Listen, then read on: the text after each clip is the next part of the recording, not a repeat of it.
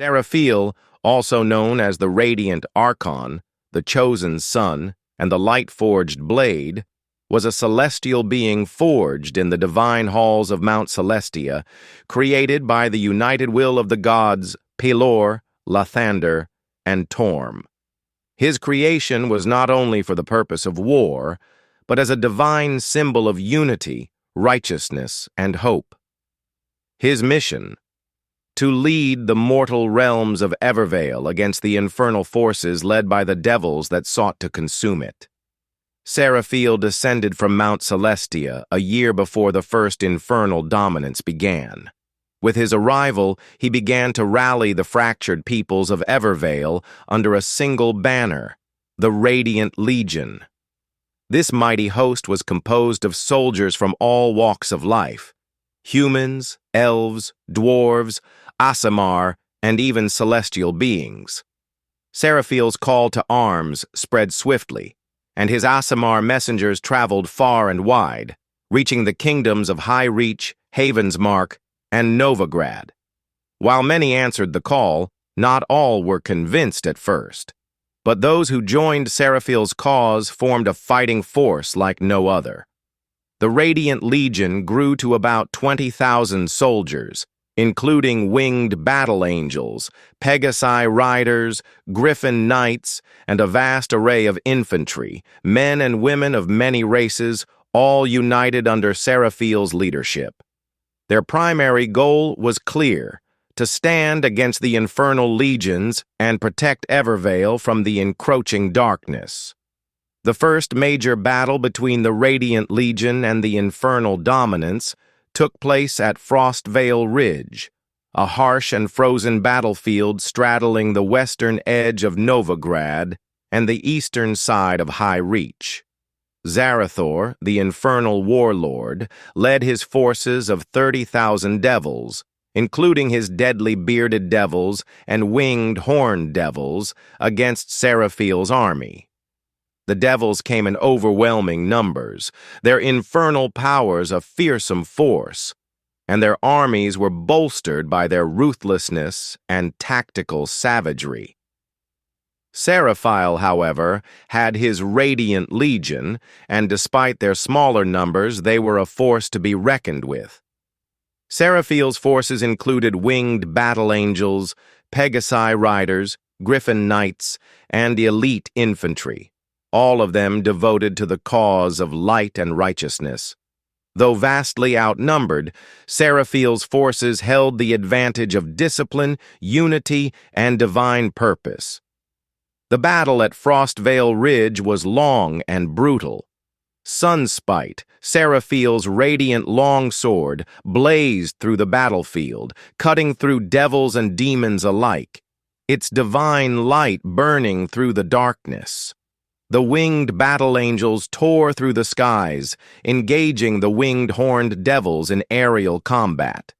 The Pegasi and Griffin Knights fought with unparalleled skill, striking from above with devastating force. Despite their prowess and divine strength, Seraphiel's forces were outnumbered and faced constant pressure from Zarathor's infernal onslaught.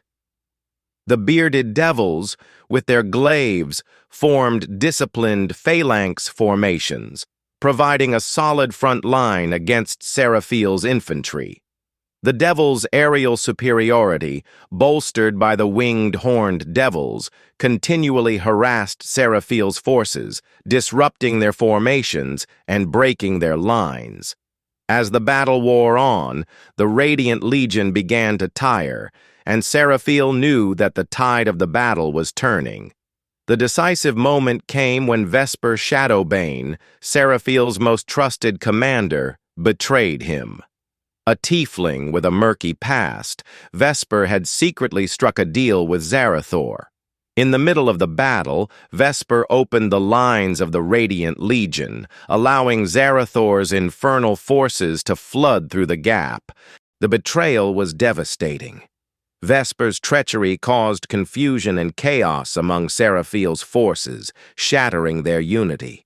While Seraphiel fought fiercely to rally his troops, the momentum had shifted, and his forces were overwhelmed.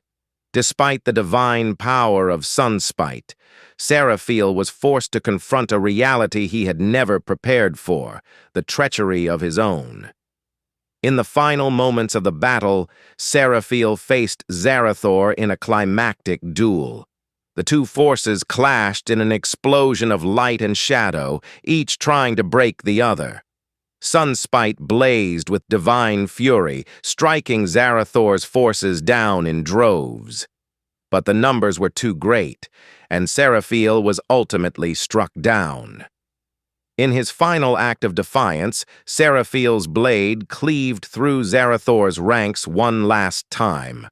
Sunspite's final strike created a massive crater of holy ash, still warm to this day, a testament to his sacrifice and his unwavering devotion to the light. Though Seraphiel's body was never recovered, his spirit was believed to have ascended back to the divine realms, his duty fulfilled. The Radiant Legion was shattered by Seraphiel's fall. The betrayal of Vesper Shadowbane caused the Legion to fracture into two factions. The Storm Reavers, led by Captain General Alistair Brightblade, remained loyal to Seraphiel's ideals of righteousness and light, vowing to continue the fight against the infernal forces. On the other hand, the Black Bloods, led by Vesper Shadowbane, forsook Seraphiel's vision, embracing darker, more ruthless methods to achieve their goals. Though Seraphiel was gone, his influence lingered in the hearts of those who had followed him. The Storm Reavers carried on his legacy, invoking his name as a symbol of light in the ongoing battle against the infernal hordes.